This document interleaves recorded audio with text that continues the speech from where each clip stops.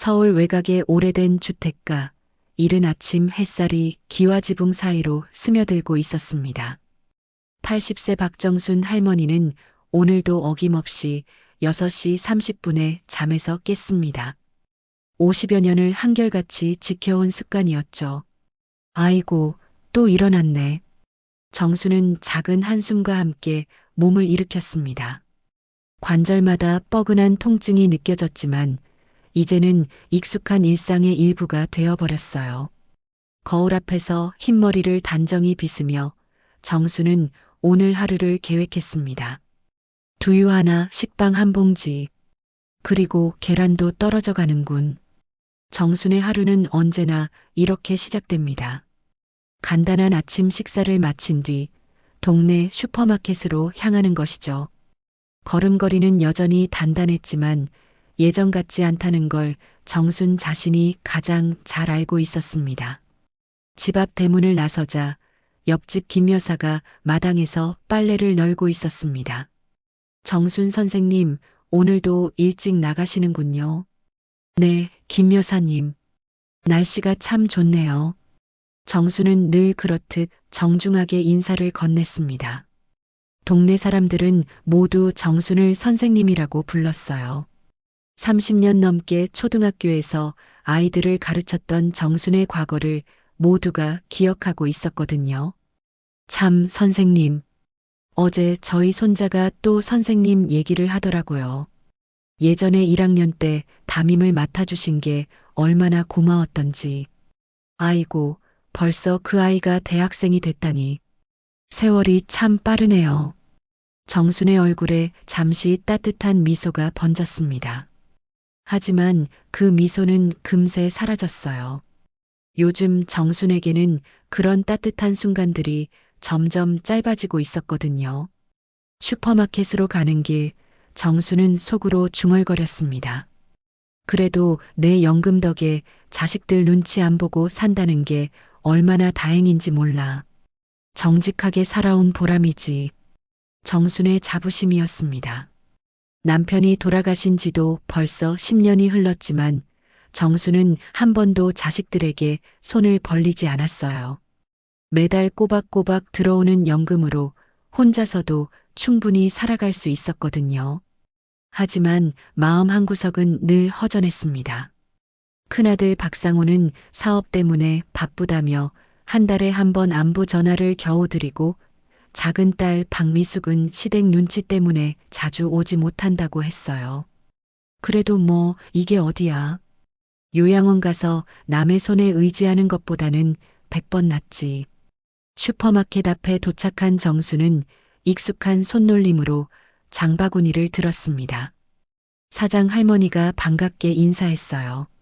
어머, 정순 언니. 오늘도 일찍 오셨네요. 응, 박 사장님. 두유 하나 하고 식빵. 아, 계란도 한 판 주세요. 네네, 계란은 어제 들어온 거라 싱싱해요. 정수는 계산을 하면서 지갑을 열었습니다. 지갑 안에는 언제나 넉넉한 현금이 들어 있었어요. 통장에서 매달 정해진 날짜에 뽑아오는 연금 덕분이었죠. 저 통장이 내 노후의 친구 아니겠어. 그래도 남편이 성실하게 직장 생활했던 덕분에 이런 연금을 받을 수 있는 거니까. 집으로 돌아가는 길, 정수는 문득 외로움을 느꼈습니다. 이렇게 평범한 일상이 반복되는 것이 고마우면서도 때로는 무료하게 느껴졌어요. 집에 도착해서 구입한 물건들을 정리하던 정수는 거실 장식장 위에 놓인 남편의 사진을 바라보았습니다. 10년 전 돌아가셨지만 여전히 정순에게는 가장 든든한 동반자였어요. 여보, 오늘도 무사히 하루가 시작됐어요. 당신이 남겨준 덕분에 이렇게 편안하게 살고 있으니 고마워해야겠죠? 하지만 정순의 목소리에는 어딘지 쓸쓸함이 배어 있었습니다. 아무리 물질적으로 풍족해도 마음의 허전함까지는 채워지지 않았거든요. 오후가 되자 정수는 동네 경로당으로 발걸음을 옮겼습니다. 거기서 만나는 동갑내기 친구들과의 시간이 정순에게는 하루 중 가장 즐거운 순간이었어요. 정순아, 너는 참 복이 많다. 연금도 넉넉히 나오고 자식들도 독립해서 신경 안 써도 되고. 맞아. 우리는 자식들 뒷바라지 하느라 정신없는데. 친구들의 부러움 섞인 시선을 받으며 정수는 미소를 지었습니다. 하지만 그 미소 뒤에는 깊은 외로움이 숨어 있다는 걸 아무도 눈치채지 못했어요. 저녁이 되어 집으로 돌아온 정수는 오늘도 조용한 저녁 식사를 혼자 했습니다. 텔레비전에서는 저녁 뉴스가 흘러나왔지만 정순의 귀에는 들어오지 않았어요.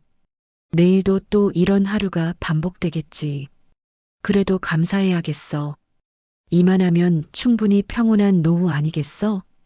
정수는 남편의 사진에 작은 인사를 건네며 잠자리에 들었습니다. 하지만 정수는 몰랐어요. 바로 내일 이 평온한 일상이 송두리째 흔들릴 거라는 것을 말이죠. 다음 날 아침 정수는 평소처럼 우편함을 확인하러 나갔습니다. 광고 전단지와 공과금 고지서 사이에 은행에서 온 공식 봉투가 하나 끼어 있었어요. 은행에서 뭔 일로 편지를 보냈을까? 정수는 궁금한 마음으로 봉투를 뜯었습니다. 하지만 편지를 읽는 순간 정순의 얼굴이 하얗게 변했어요. 연금 지급 중단 통지서라는 제목이 눈에 들어왔거든요. 뭐라고? 연금이 중단됐다고? 정수는 손을 떨며 편지를 다시 읽어보았습니다. 내용은 더욱 충격적이었어요. 정순이 받고 있던 연금이 이미 10년 전에 지급이 종료되었다는 것이었습니다. 그럼 내가 지금까지 받은 돈은 뭐란 말이야? 정순의 머릿속이 하얗게 변했습니다. 10년 동안 매달 꼬박꼬박 받아온 그 돈이 사실은 연금이 아니었다는 뜻이었거든요. 정수는 서둘러 집으로 들어가 은행에 전화를 걸었습니다. 한참을 기다린 뒤 상담원이 전화를 받았어요. 안녕하세요. 국민은행입니다. 저는 박정순인데요. 연금 지급 중단 통지서를 받았는데 이게 무슨 일인가요? 고객님 성함과 주민등록번호를 말씀해 주시겠어요? 정수는 떨리는 목소리로 개인정보를 알려주었습니다. 상담원이 컴퓨터를 확인하는 소리가 들려왔어요. 확인해 보니 고객님의 공정연금은 이미 1999년에 지급이 종료되었습니다. 그게 무슨 말씀이세요? 저는 지금까지 계속 받아왔는데요. 고객님, 혹시 다른 명목으로 입금되는 돈이 있으신 건 아닌가요? 저희 시스템상으로는 연금은 이미 오래전에 끝났거든요. 전화를 끄는 정수는 주저앉고 말았습니다. 10년 동안 자신의 생계를 책임져 온 그 돈이 연금이 아니었다니요. 그럼 도대체 누가 왜 내 통장에 돈을 넣어준 거지? 정수는 서둘러 통장을 꺼내 명세를 확인해 보았습니다. 매달 15일 정확히 같은 금액이 들어왔어요. 하지만 입금 자명은 자동이체라고만 되어 있었습니다. 자동이체? 누가 이런 자동이체를 설정해 놨단 말이야? 정순의 머릿속에 남편의 얼굴이 떠올랐습니다. 남편이 돌아가시기 직전 무언가 중요한 말을 하려다가 못했던 기억이 났거든요. 여보, 혹시 당신이 뭔가 준비해 둔 게 있는 건가? 정수는 남편의 유품들을 뒤져보기 시작했습니다. 옷장 깊숙이 숨겨둔 서류들, 책상 서랍 속 낡은 메모들을 하나하나 확인했어요. 그런데 찾으면 찾을수록 더욱 미궁에 빠져들었습니다. 남편이 남긴 서류들 중에는 그런 자동이체에 관한 내용이 전혀 없었거든요. 도대체 누가 왜 내게 이런 돈을 보내준 거지? 오후가 되어서야 정수는 큰아들 상호에게 전화를 걸었습니다. 상호야, 엄마다. 어머니, 무슨 일이세요? 목소리가 이상한데. 좀 이상한 일이 생겼어. 내가 시간 될 때 한번 와주면 안 되겠니? 무슨 일인데요? 몸이 안 좋으신 건 아니죠? 몸은 괜찮은데. 설명하기가 복잡해. 그냥 한번 와봐. 상우는 어머니의 심각한 목소리 톤을 느끼고 곧바로 어머니 집으로 향했습니다. 평소 같으면 바쁘다며 미뤘을 텐데 오늘은 뭔가 달랐어요. 1시간 후 상우가 도착했습니다. 정수는 상우에게 모든 상황을 설명했어요.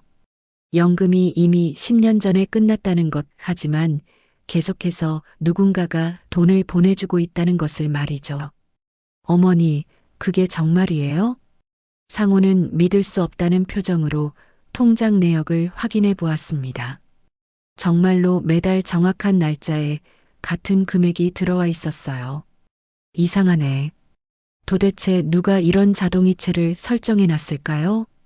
내 아버지가 뭔가 준비해 둔 게 아닐까 싶은데 아무리 찾아봐도 관련 서류가 없어. 상호는 잠시 생각에 잠겼습니다. 그러다 문득 무언가 떠오른 듯한 표정을 지었어요. 어머니, 혹시 아버지가 생전에 보험을 드신 건 아닐까요? 아니면 적금 같은 걸 해두셨거나. 보험? 그런 건 들어본 적이 없는데. 일단 내일 은행에 같이 가보죠. 정확한 입금 경로를 알아봐야겠어요. 하지만 상호의 마음 한편에는 다른 생각이 들기 시작했습니다. 만약 정말로 아버지가 비밀리에 준비해둔 돈이라면 그 금액이 얼마나 될지 궁금해졌거든요.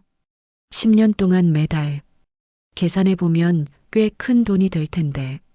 저녁이 되자 상호는 집에 돌아가면서도 계속 그 생각을 했습니다.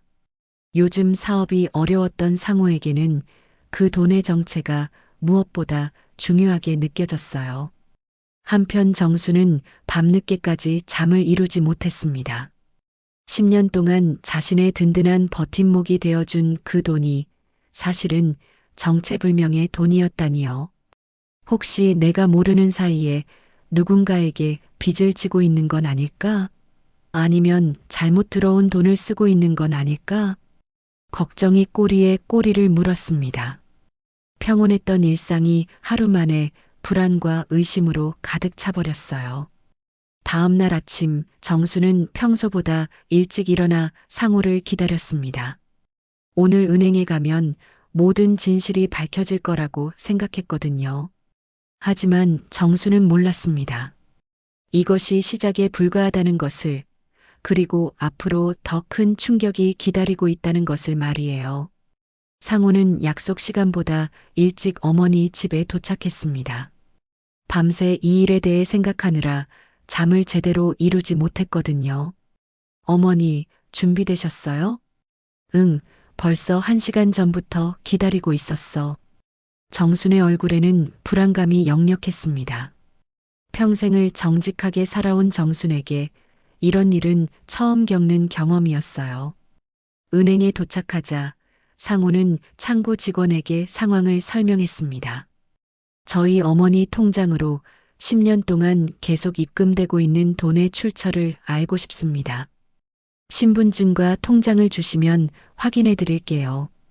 직원이 컴퓨터를 두드리더니 잠시 후 고개를 갸우뚱했습니다. 이상하네요. 이 입금은 저희 은행 시스템에서 나가는 게 아니라 외부에서 들어오는 자동이체입니다. 외부라면 어디에서요? 잠깐만요. 좀 더 자세히 확인해 보겠습니다. 직원이 추가로 조회를 해본 결과 놀라운 사실이 밝혀졌습니다. 이 돈은 대한생명보험에서 나오는 것 같습니다. 보험금 지급 명목으로 되어 있어요. 정순과 상우는 서로를 바라보았습니다. 보험이라니 정수는 그런 보험을 가입한 기억이 전혀 없었거든요. 어머니, 혹시 아버지가 보험을 들어두신 건 아닐까요? 아니야, 내 아버지는 보험 같은 건 믿지 않는 사람이었어. 은행 적금만 했지. 상호는 곧바로 대한생명보험 지점으로 정순을 모시고 갔습니다. 거기서 더욱 놀라운 사실이 기다리고 있었어요. 박정수님 맞으시죠? 남편분이 박영호님이고요. 네, 맞습니다. 보험 상담사가 컴퓨터를 확인하더니 고개를 끄덕였습니다. 맞습니다. 1998년에 박영우 님이 가입하신 종신보험이 있어요. 수익자는 박정수님으로 되어 있고 남편분이 돌아가신 후부터 매달 생존급여가 지급되는 상품입니다. 정수는 입을 다물지 못했습니다. 남편이 자신 몰래 보험을 들어두었다니요. 그런데 보험료는 누가 낸 거죠? 박영우 님이 일시불로 납입하셨습니다. 꽤 큰 금액이었어요.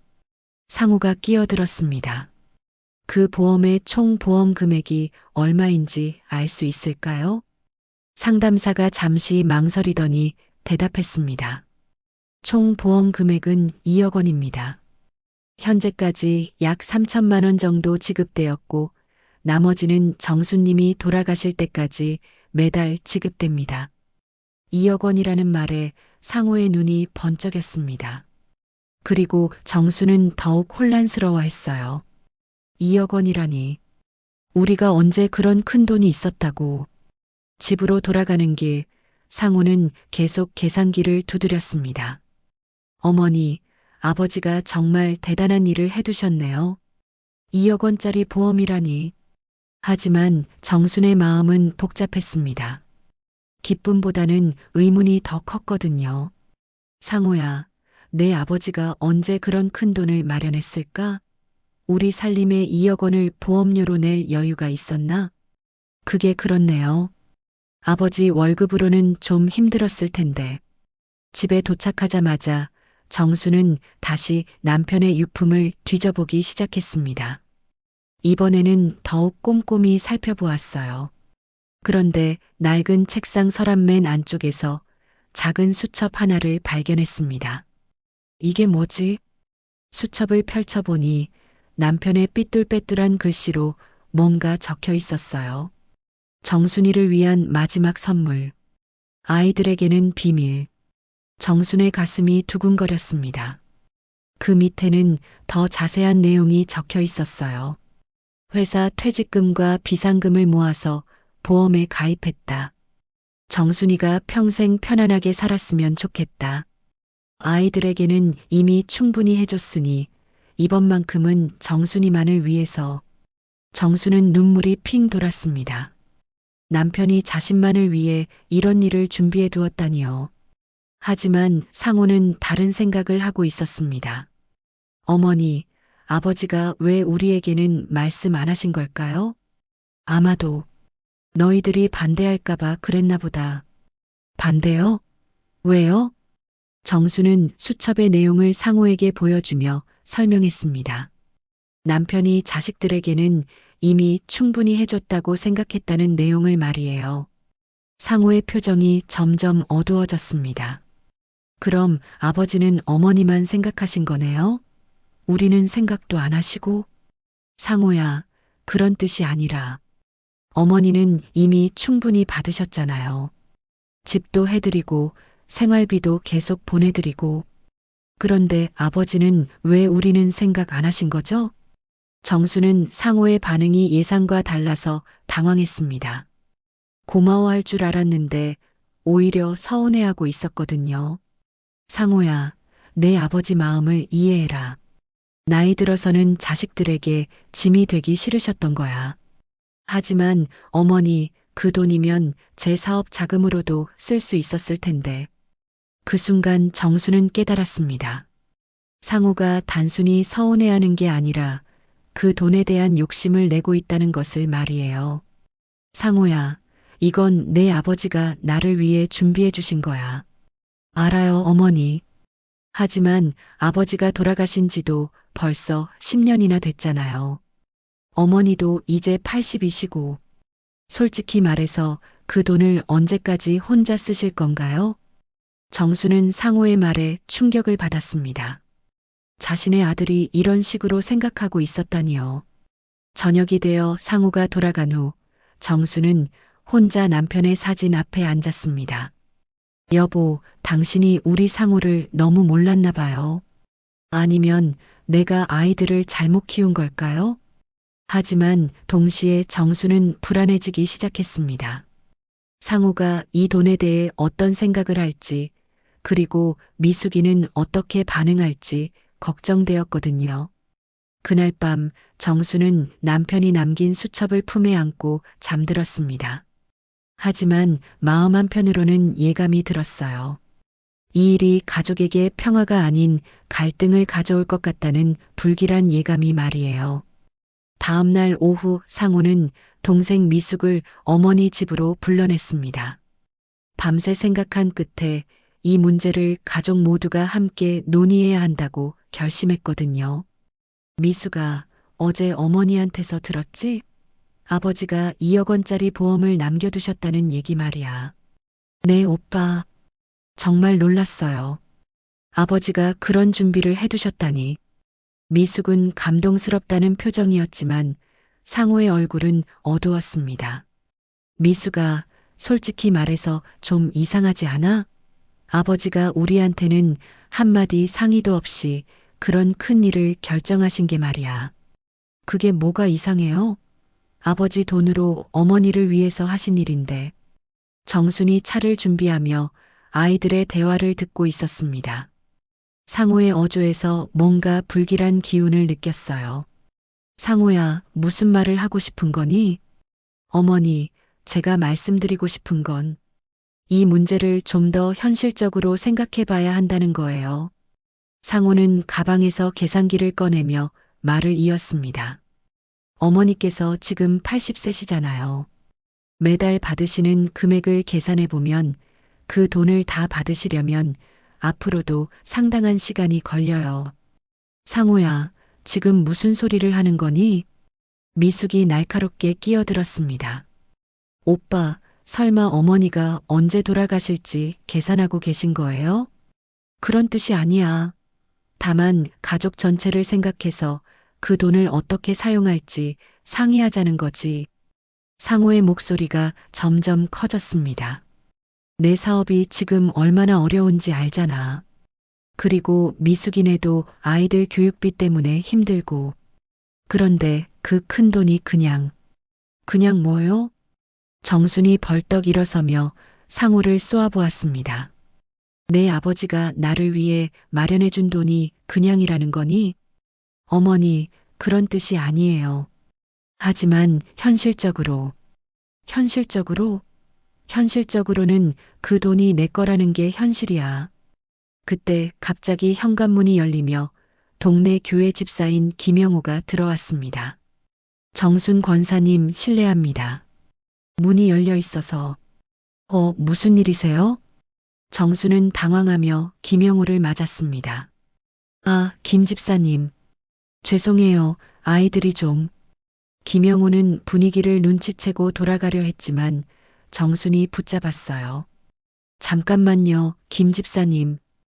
혹시 우리 남편이 생전에 집사님한테 한 말씀 없으셨나요? 보험 같은 거에 대해서. 김영호는 잠시 망설이다가 입을 열었습니다. 사실 고 박노인 어르신이 돌아가시기 몇 달 전에 저를 찾아오셨어요. 상호와 미숙의 시선이 김영호에게 집중되었습니다. 뭐라고 하셨는데요? 어르신이 그러시더라고요. 가족들에게는 말할 수 없는 일을 하나 준비해뒀는데 정순 권사님만을 위한 거라고. 그리고 자식들이 알면 반대할 거라고 하시면서 나중에 문제가 생기면 이게 자신의 결정이었다고 증언해달라고 부탁하셨어요. 반대할 거라고요? 상호가 기가 막힌다는 표정으로 물었습니다. 왜 아버지가 우리가 반대할 거라고 생각하셨을까요? 김영호가 조심스럽게 대답했습니다. 어르신 말씀이. 자식들은 이미 충분히 해줬는데 정작 평생 고생만 한 아내한테는 아무것도 해준 게 없다고. 마지막만큼은 아내만을 위한 선물을 하고 싶다고 하셨거든요. 그 순간 정순의 눈에서 눈물이 흘러내렸습니다. 여보. 하지만 상호는 납득할 수 없다는 표정이었어요. 그래도 가족한테 상의는 했어야 하는 거 아닌가요? 특히 그 시기에 제가 사업 자금이 얼마나 절실했는지. 미숙이 폭발했습니다. 오빠, 아직도 그 소리예요? 아버지가 어머니 걱정해서 하신 일을 가지고 왜 이래요? 미숙아, 너는 시집가서 편하니까 그런 소리 하는 거야? 나는 집안의 장남이라고. 장남이면 뭐요? 장남이면 부모님 재산에 손 뗄 권리가 있다는 거예요? 형제의 말싸움이 격해지는 순간 정순이 큰 소리로 외쳤습니다. 그만해. 둘 다 그만하라고. 거실이 순간 조용해졌습니다. 정수는 떨리는 목소리로 말했어요. 이제야 알겠다. 너희 아버지가 왜 비밀로 하셨는지. 너희들이 이럴 줄 아셨던 거야. 상호가 변명하려 했지만 정수는 손을 들어 막았습니다. 상호야, 내가 사업이 어렵다는 건 알아. 하지만 그게 내 아버지의 마지막 선물까지 내가 가져가야 할 이유가 되는 거니? 어머니, 그리고 미수가 너도 마찬가지야. 오빠를 비난하기 전에 내 마음속도 들여다봐라. 정말 그 돈에 대한 생각이 전혀 없어? 미숙은 아무 말도 할 수 없었습니다. 김영호가 조용히 자리를 떴고 거실에는 무거운 침묵만이 흘렀습니다. 정수는 남편의 사진을 바라보며 속으로 중얼거렸어요. 여보, 당신 말이 맞았어요. 아이들이 이렇게 변해버렸네요. 그날 밤 상호는 집에 돌아가서도 잠을 이루지 못했습니다. 어머니의 차가운 시선과 김영호의 증언이 머릿속에서 맴돌았거든요. 아버지가 정말 우리를 믿지 못하셨던 건가? 하지만 상호의 마음 한편에는 여전히 억울함이 남아 있었어요. 형편이 어려운 상황에서 그 큰 돈이 그냥 묶여 있다는 게 답답했거든요. 다음 날 이른 아침 상호는 큰 결심을 하고 어머니 집으로 향했습니다. 어머니, 어제는 제가 너무 흥분했나 봐요. 죄송합니다. 정수는 상호를 차갑게 바라보았습니다. 그래, 내가 잘못 생각한 거였구나. 네, 하지만 어머니, 한 가지만 부탁드릴게요. 상호는 가방에서 서류 봉투를 꺼냈습니다. 이게 뭐니? 보험 수익자 변경 신청서예요. 어머니에서 저와 미숙이로 바꾸는 거죠. 정수는 믿을 수 없다는 표정으로 상호를 바라보았어요. 뭐라고? 지금 내가 무슨 말을 하는 거니? 어머니, 현실적으로 생각해 보세요. 어머니께서 그 돈을 다 쓰시기는 어려우실 거잖아요. 그럴 바에는 지금 필요한 저희가. 상호야. 정순의 목소리가 거실을 울렸습니다. 내 아버지가 나를 위해 마련해준 돈을 내가 가져가겠다는 거니? 가져가는 게 아니라 가족을 위해 현명하게 사용하자는 거예요.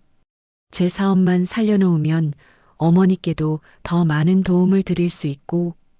그때 미숙이 갑자기 들어왔습니다. 어제 오빠와 말다툼을 한 후 마음이 불편해서 어머니를 찾아온 것이었어요. 어머니, 안녕하세요.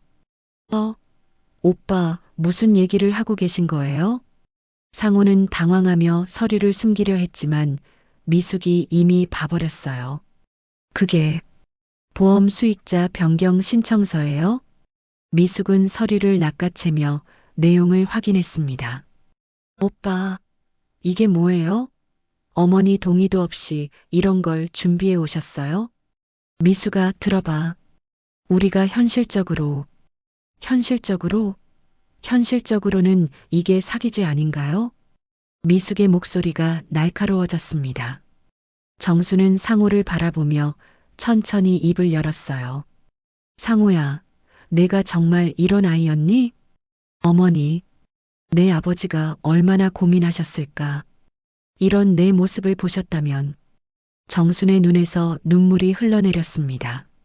어머니, 저는 그냥 가족을 생각해서 내 사업 생각해서지. 미숙이 끼어들었습니다. 오빠, 정말 실망이에요. 어떻게 어머니한테 이런 일을. 하지만 그때 미숙의 핸드폰이 울렸어요. 남편에서 온 전화였습니다. 여보, 지금 어디야? 아이 학원비 내야 하는데 돈이 부족해. 어머니께 좀 부탁드려봐. 전화를 끄는 미숙의 얼굴이 붉어졌습니다. 상우가 비웃듯 말했어요. 미숙아, 너도 마찬가지잖아. 결국은 어머니 돈이 필요한 거지. 이건 다른 문제예요. 뭐가 달라? 나는 솔직하게 말하는 거고, 너는 겉으로만 착한 척 하는 거지. 형제의 다툼이 격해지는 가운데 정수는 조용히 일어나 방으로 들어갔습니다. 정수는 남편의 유품이 담긴 상자를 꺼냈어요. 그 안에서 낡은 편지 한 통을 발견했습니다. 편지 봉투에는 정순이에게라고 적혀 있었어요. 떨리는 손으로 편지를 열어본 정수는 남편의 마지막 메시지를 읽을 수 있었습니다. 정순아, 이 편지를 읽고 있다면 아마 아이들 때문에 마음이 아플 때일 거야. 내가 보험을 비밀로 한 이유를 이제는 알겠지? 아이들이 나쁜 게 아니야. 다만 사람은 돈 앞에서 약해지는 법이니까. 하지만 정순아, 내가 그 돈을 어떻게 쓰든 그건 내 마음이야. 내가 바라는 건 내가 마지막까지 당당하게 사는 거야. 정수는 편지를 읽으며 눈물을 흘렸습니다. 남편이 이런 상황까지 예상했다니요. 거실에서는 여전히 상우와 미숙의 말다툼이 계속되고 있었어요. 오빠는 정말 뻔뻔해요. 어머니 앞에서 그런 서류를 들고 오다니.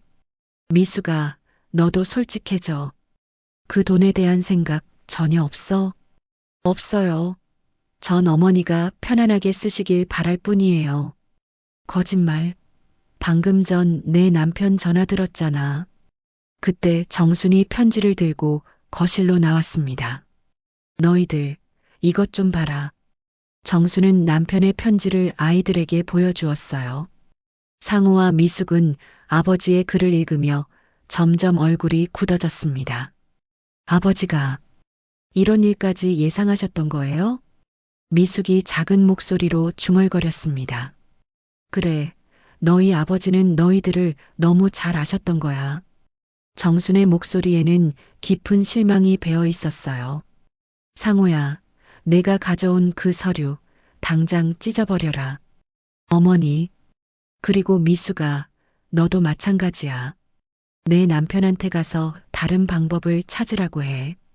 정수는 두 아이를 번갈아 보며 말했어요. 너희들이 이런 모습을 보이니까 내 아버지가 걱정한 거였구나. 이제야 알겠어. 상우가 마지막으로 시도해 보았습니다. 어머니, 그래도 가족인데 좀 더 유연하게. 유연하게? 내 아버지의 마지막 선물을 빼앗으려는 내가 유연하게? 정수는 단호하게 말했어요. 이제 너희들은 나가거라. 오늘부터 당분간 얼굴 보기 싫어. 상우와 미숙은 할 말이 없었습니다.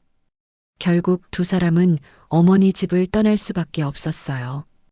혼자 남은 정수는 남편의 사진 앞에 앉았습니다. 여보, 당신 말이 맞았어요. 아이들이 정말 변했네요. 이제 어떻게 해야 할까요? 그날 밤 정수는 처음으로 혼자라는 생각을 했습니다.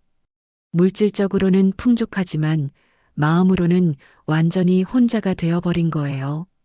아이들을 내보낸 후 3일이 지났지만 정순의 집에는 정적만이 흘렀습니다. 평소 같으면 상우나 미숙 중 하나는 전화라도 했을 텐데 이번에는 완전히 연락이 끊어졌어요. 정수는 매일 같은 일상을 반복했지만 마음은 점점 무거워졌습니다. 슈퍼마켓에 가서도 경로당에 가서도 예전 같지 않았어요. 정순 언니, 요즘 얼굴이 안 좋은데 무슨 일 있어? 경로당 친구 박순자가 걱정스럽게 물었습니다. 아니야, 그냥 좀 피곤해서. 정수는 대충 둘러댔지만 속마음은 복잡했어요. 친구들에게 가족 이야기를 털어놓기에는 너무 부끄러웠거든요. 집으로 돌아온 정수는 남편의 방을 정리하기 시작했습니다. 10년 동안 그대로 두었던 남편의 물건들을 하나씩 꺼내보며 추억에 잠겼어요. 여보, 내가 너무 엄하게 굴었나? 아이들한테. 하지만 곧 고개를 저었습니다.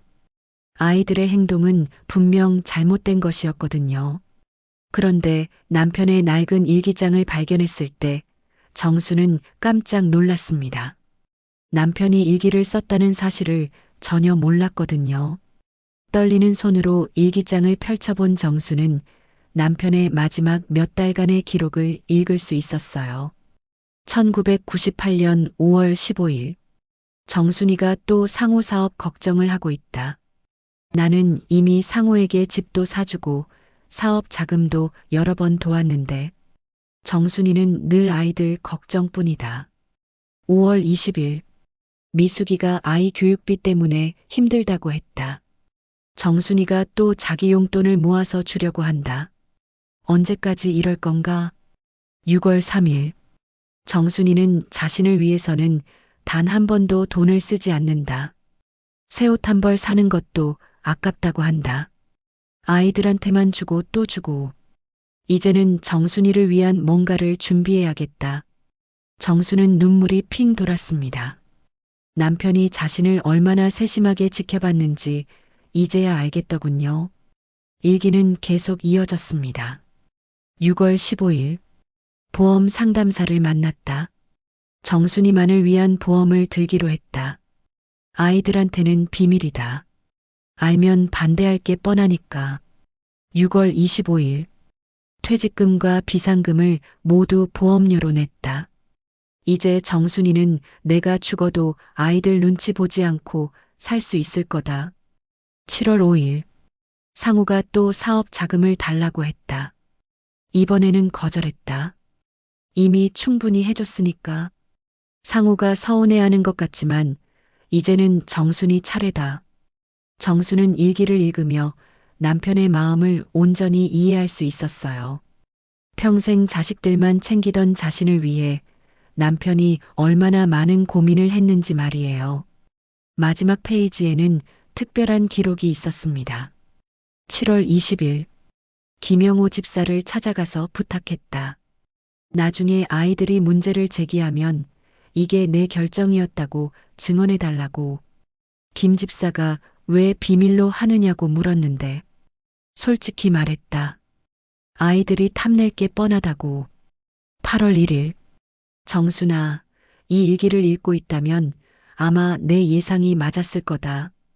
아이들이 그 돈을 탐내고 있겠지? 하지만 절대 주지 마라. 그건 오직 너만을 위한 거니까. 정수는 남편의 마지막 당부를 읽으며 결심을 굳혔습니다. 여보, 알았어요. 당신 뜻대로 할게요.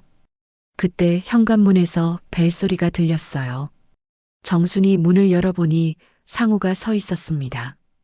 어머니, 안녕하세요. 상우의 얼굴은 여전히 어두웠지만 예전보다는 차분해 보였어요. 들어와라. 거실에 앉은 상우는 한참을 말없이 있다가 입을 열었습니다. 어머니, 제가 너무 심했나요? 정수는 남편의 일기장을 상우에게 보여주었어요. 내 아버지가 쓴 일기야. 읽어봐라. 상우는 아버지의 일기를 읽으며 점점 얼굴이 굳어졌습니다. 아버지가 자신들을 얼마나 정확하게 파악하고 있었는지 깨달았거든요. 아버지가 정말 이런 생각을 하고 계셨던 거예요? 그래, 너희들이 어떻게 행동할지 다 예상하고 계셨던 거야. 상우는 한참을 조용히 있다가 말했어요. 어머니, 죄송합니다. 제가 너무 욕심을 부렸나 봐요. 상우야, 내가 사업이 어려운 건 이해해. 하지만 그래도 안 되는 건 안 되는 거야. 네, 알겠습니다. 상우가 일어서려는데 정순이 말을 이었어요. 그런데 상우야, 한 가지는 확실히 해두자. 네. 이 돈은 내 아버지가 나만을 위해 준비해 주신 거야. 그러니까 내가 죽은 후에도 너희들이 가져갈 생각은 하지 마라. 상우는 깜짝 놀랐습니다. 그럼 그 돈은 어떻게 되는 거예요? 정수는 미소를 지으며 대답했어요. 그건 내가 결정할 일이야. 내 아버지가 나한테 그 권리를 주셨으니까. 상우는 무언가 말하려다가 참았습니다. 어머니의 단호한 표정에서 더 이상 논의할 여지가 없다는 걸 느꼈거든요. 어머니, 그럼 저는 이만. 상우야, 잠깐. 정수는 상우를 붙잡고 말했어요. 앞으로는 돈 얘기하지 마라. 그냥 예전처럼 어머니 안부나 물어보고 살아라. 네, 어머니. 상우가 떠난 후 정수는 남편의 사진 앞에 앉았습니다. 여보, 이제 마음이 좀 편해졌어요. 당신 뜻을 제대로 이해했으니까. 정수는 그날 밤 오랜만에 편안한 잠을 잘 수 있었어요. 남편의 진짜 마음을 알게 되었고 앞으로 어떻게 해야 할지도 분명해졌거든요. 하지만 정수는 아직 결정하지 못한 게 하나 있었어요. 바로 그 돈을 어떻게 사용할 것인가 하는 문제였습니다. 내가 죽은 후에는 이 돈을 어떻게 해야 할까? 아이들한테 줄 수는 없고 정순의 마음속에 하나의 계획이 서서히 떠오르기 시작했습니다.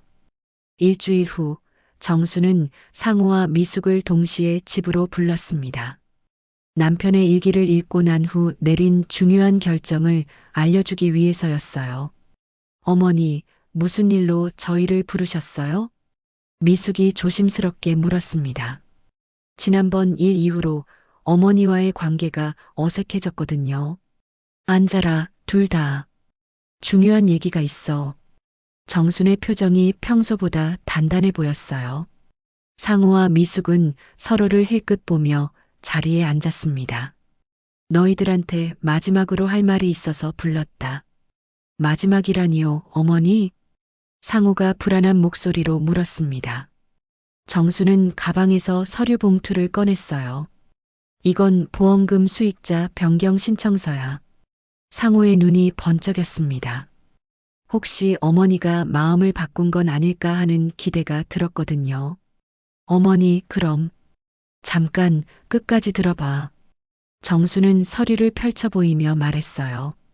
수익자를 사회복지법인 우리 동네 장학회로 변경했다. 뭐라고요? 상우와 미숙이 동시에 외쳤습니다. 어머니, 장학회요? 그게 무슨... 너희 아버지가 평생 교육에 관심이 많으셨잖아. 나도 교사였고, 그러니까 어려운 아이들 공부시키는 데 쓰이는 게 맞다고 생각해. 미숙이 황급히 말했습니다. 어머니, 그래도 가족이 우선이어야 하는 거 아닌가요? 가족? 지난번에 너희들이 보여준 게 가족의 모습이었니? 정순의 목소리에 날이 서 있었어요. 상우가 급하게 끼어들었습니다. 어머니, 저희가 잘못했어요. 다시는 그런 일 없을 거예요. 제발 다시 생각해 주세요. 이미 결정한 일이야. 내일 보험회사에 가서 정식으로 접수할 거다. 그때 미숙이 눈물을 흘리며 말했어요. 어머니, 저희가 그렇게 믿나요? 피 한 방울 안 섞인 남한테 주시면서 피 한 방울 안 섞인 남? 미숙아, 너는 정말 그렇게 생각하니? 정순이 서운하다는 표정으로 미숙을 바라보았어요. 그 아이들은 가난해서 공부하고 싶어도 못하는 아이들이야. 너희들처럼 이미 다 해준 아이들이 아니라고. 상우가 마지막으로 시도해 보았습니다. 어머니, 아버지도 이런 걸 원하셨을까요? 자식들을 이렇게 외면하시는 걸. 정수는 남편의 일기장을 다시 꺼냈어요. 너희 아버지 일기에 이런 글이 있더라. 상우와 미숙에게는 이미 충분히 해줬다. 이제는 정말 도움이 필요한 곳에 써야 한다고. 그런 얘기가 정말 써 있어요? 미숙이 믿을 수 없다는 표정으로 물었습니다. 직접 확인해 봐라. 상우와 미숙은 아버지의 일기를 다시 읽어보았어요. 정말로 그런 내용이 적혀 있었습니다. 상우에게는 집을 사줬고 미숙에게는 결혼 자금을 줬다. 이제 우리 부부가 해야 할 일은 끝났다. 남은 것은 정순이가 원하는 대로 쓰면 된다. 아버지가 정말 이런 생각을 하고 계셨던 거예요? 상우의 목소리가 떨렸습니다. 그래, 너희 아버지는 너희들에게 해줄 만큼 다 해주셨다고 생각하셨던 거야. 정수는 잠시 숨을 고르고 말을 이었어요. 그리고 나도 마찬가지야. 너희들한테 해줄 만큼은 다 해줬어. 미숙이 울먹이며 말했습니다. 어머니, 그래도 저희는 어머니 자식인데. 자식이면 어머니 결정을 존중해야 하는 거 아니니? 지난번처럼 어머니 돈을 빼앗으려 들면서 자식이라고 말할 자격이 있어? 상우가 무릎을 꿇고 앉았습니다. 어머니, 죄송합니다. 제가 정말 잘못했어요. 다시 한 번만 기회를 주세요. 하지만 정순의 마음은 이미 굳어져 있었어요. 상호야, 내가 진짜 후회하는 거니? 아니면 돈 때문에 후회하는 거니? 진짜 후회해요, 어머니. 그럼 내 결정을 받아들여라. 그게 진짜 후회하는 거야. 미숙도 어머니 앞에 무릎을 꿇었어요. 어머니, 저도 잘못했어요. 오빠만 나무랄 게 아니라 저도 속으로는 그 돈을 생각하고 있었어요. 정수는 무릎 꿇은 두 아이를 바라보며 마음이 아팠지만 결심을 바꾸지는 않았어요. 너희들이 정말 뉘우친다면 이제부터는 돈 생각 말고 살아라. 각자 자기 힘으로 살아가고. 그때 상우가 고개를 들며 말했습니다. 어머니, 그럼 저희는 앞으로 어떻게 해야 하나요? 예전처럼 살면 돼. 돈 바라지 말고 어머니한테 안부나 묻고. 정수는 일어서서 창문 밖을 바라보았어요. 너희 아버지가 그 돈으로 바라신 건 내가 당당하게 사는 거였어. 그리고 정말 도움이 필요한 곳에 쓰이는 거였고. 미숙이 작은 목소리로 물었습니다. 어머니, 정말 마음을 바꾸실 생각은 없으세요? 없어. 이미 결정한 일이야. 상우와 미숙은 더 이상 할 말이 없었습니다. 어머니의 단호한 결심을 꺾을 수 없다는 걸 깨달았거든요. 어머니, 그럼 저희는 이제 어떻게 지내야 하나요? 지금까지처럼 지내면 돼. 다만 돈 얘기는 하지 마라. 정수는 아이들을 바라보며 마지막으로 말했어요. 너희들이 정말 내 자식이라면 어머니 결정을 존중해라. 그게 진짜 효도야. 상우와 미숙은 고개를 숙인 채 집을 떠났습니다. 이번에는 정말로 어머니의 뜻을 거스를 수 없다는 걸 알았거든요. 혼자 남은 정수는 남편의 사진을 바라보며 말했어요. 여보, 이제 됐죠? 당신 뜻대로 했어요. 그날 밤 정수는 오랜만에 마음이 후련했습니다. 드디어 남편의 진짜 뜻을 실현할 수 있게 되었거든요. 그로부터 한 달이 지났습니다. 정수는 약속대로 보험회사에 가서 수익자를 장학회로 변경했어요. 그리고 현재까지 받은 돈의 일부를 동네 장학회에 기부했습니다. 동네 신문에는 작은 기사가 실렸어요. 박정순 할머니, 고 남편의 뜻 이어 장학금 기부라는 제목이었습니다. 기사를 본 동네 사람들은 정순을 더욱 존경하게 되었어요. 자식들에게 주지 않고 어려운 학생들을 위해 기부한다는 것이 쉬운 일이 아니었거든요. 정순 선생님, 정말 대단하세요. 요즘 같은 세상에 그런 분이 어디 있어요? 슈퍼마켓 사장님이 감탄하며 말했습니다. 아니에요. 그냥 남편 뜻을 따른 것뿐이에요. 정수는 겸손하게 대답했지만 마음 한편으로는 뿌듯했어요. 경로당에서도 정수는 화제의 인물이 되었습니다. 정순아, 너 정말 용기 있다. 나라면 못했을 거야. 친구 순자가 부러워하며 말했어요. 우리도 죽기 전에 뭔가 의미 있는 일을 해야 하는 거 아니야? 정순의 결정이 동네 어르신들에게도 좋은 영향을 미치기 시작했어요. 한편 상우와 미숙은 어머니의 결정을 받아들이기 위해 노력하고 있었습니다. 처음에는 섭섭했지만 시간이 지나면서 아버지와 어머니의 뜻을 이해하게 되었거든요. 상우는 자신의 힘으로 사업을 재정비하기 시작했어요. 어머니 돈에 의존하려던 마음을 버리고 더 열심히 일하기로 결심했습니다. 아버지, 이제야 이해했어요. 제가 너무 의존적이었나 봐요. 미숙도 마찬가지였어요. 남편과 함께 절약하며 아이들 교육비를 스스로 마련하기 위해 노력했습니다. 엄마가 옳았어. 우리가 너무 쉽게 생각했나 봐.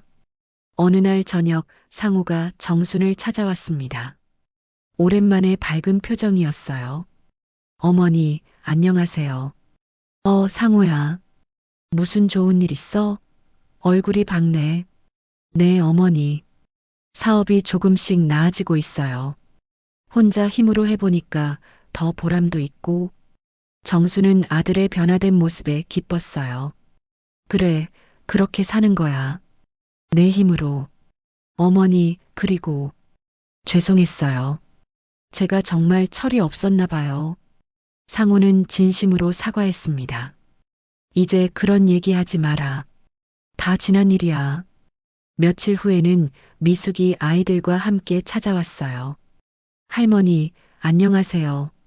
손자들의 밝은 목소리에 정순의 얼굴에 미소가 번졌습니다. 어머니, 아이들이 할머니 보고 싶다고 해서 왔어요. 그래, 잘했다. 우리 손자들 많이 컸네. 미숙은 어머니와 단둘이 있을 때 말했어요. 어머니, 저도 이제 이해했어요.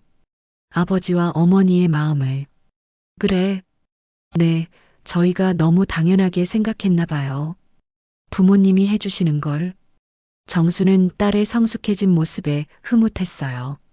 한 달 뒤 정순에게 장학회에서 연락이 왔습니다. 정순의 기부금으로 첫 장학생이 선발되었다는 소식이었어요. 할머니, 정말 감사합니다. 17살 김민수는 눈물을 글썽이며 정순에게 인사했습니다. 아니야, 공부 열심히 해서 훌륭한 사람이 되거라. 네, 할머니 은혜 절대 잊지 않을게요. 정수는 민수를 보며 남편을 떠올렸어요. 남편도 이런 모습을 보고 싶어 했을 거라는 생각이 들었거든요. 집으로 돌아온 정수는 남편의 사진 앞에 앉았습니다. 여보, 봤죠? 우리 돈이 정말 필요한 곳에 쓰이고 있어요. 정수는 남편의 사진을 쓰다듬으며 말을 이었어요. 당신이 걱정했던 아이들도 이제는 달라졌어요. 상호도 혼자 힘으로 살아가려고 노력하고 미숙이도 철이 들었고 그날 밤 정수는 오래된 편지지를 꺼내 글을 썼습니다. 사랑하는 여보에게 당신이 남겨준 마지막 선물 덕분에 나는 정말 당당하게 살고 있어요. 아이들도 이제는 당신의 마음을 이해하게 되었고 그리고 우리 돈이 어려운 아이들에게 희망이 되고 있어요. 이제야 알겠어요. 사랑은 정말 세월을 넘어 남는다는 걸. 정수는 편지를 남편의 사진 옆에 놓고 잠자리에 들었어요. 다음 날 아침 정수는 평소와 같이 슈퍼마켓으로 향했습니다. 하지만 예전과는 다른 기분이었어요. 이제는 진짜로 당당했거든요. 정순 선생님, 오늘도 일찍 오셨네요. 네, 좋은 하루 보내세요. 정순의 인사에는 이전과 다른 여유와 자신감이 배어 있었어요. 길을 걸으며 정순은 생각했습니다. 여보, 당신 말이 맞았어요. 사랑은 주는 것이 받는 것보다 훨씬 기쁘다는 걸 이제야 알겠어요. 하늘에서는 따뜻한 햇살이 정순을 비추고 있었어요. 마치 남편이 잘했다고 말해주는 것 같았습니다. 정순의 이야기는 동네 전체에 작은 변화를 가져왔어요. 어르신들이 자신의 재산을 어떻게 쓸 것인지에 대해 더 깊이 생각하게 되었고 젊은 세대들도 부모님께 더 진심으로 다가가게 되었거든요. 그리고 무엇보다 정수는 남편의 마지막 사랑을 온전히 받아들이며 진정한 행복을 찾을 수 있었습니다. 사랑은 세월을 넘어 남는다는 메시지가 정순의 삶을 통해 모든 사람들에게 전해졌어요. 정순의 이야기는 끝났지만 그 사랑의 메시지는 계속해서 많은 사람들의 마음속에 남아 전해질 것입니다.